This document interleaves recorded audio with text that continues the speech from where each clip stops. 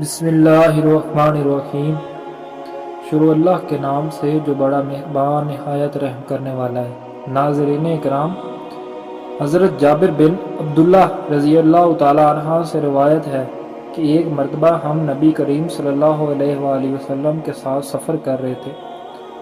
آرام کی غرض سے حضور صلی اللہ علیہ وآلہ وسلم ایک کھجور کے سائے میں بیٹھے تو اچانک ایک کالا سانپ آپ صلی اللہ علیہ وآلہ وسلم کے پاس پہنچ کر اپنا منہ آپ صلی اللہ علیہ وآلہ وسلم کے کان کے قریب لے گیا۔ کچھ دیر بعد حضور صلی اللہ علیہ وآلہ وسلم نے اس سانپ کے کان کے قریب اپنا منہ مبارک لے جا کر کچھ فرمایا۔ اس کے بعد وہ سانپ ایسے غائب ہوا جیسے اس کو زمین نکل گئی ہو۔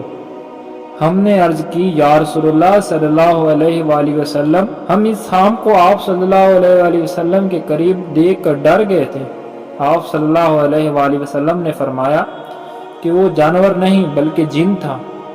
فلاں سورت کی چند آیات بھول گیا تھا، انہیں آیات کی تحقیق کے لیے جنات نے اسے بھیجا تھا۔ تم لوگ موجود تھے اس لیے وہ سانپ کی شکل میں آیا۔ اس کے بعد حضور صلی اللہ علیہ وآلہ وسلم ایک گاؤں میں پہنچے تو وہاں کے لوگوں نے عرض کی، یا رسول اللہ صلی اللہ علیہ وآلہ وسلم، اس گاؤں کی ایک خوبصورت عورت پر ایک جن عاشق ہو گیا ہے۔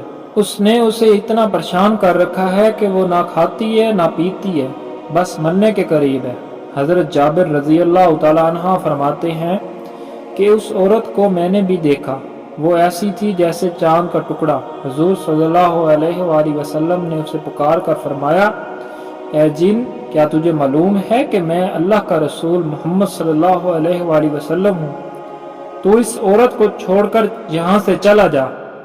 یہ سنتے ہی وہ عورت صحت یاب ہو گئی اور ہوش میں آنے پر اپنا منہ ہم سب سے چھپانے لگی۔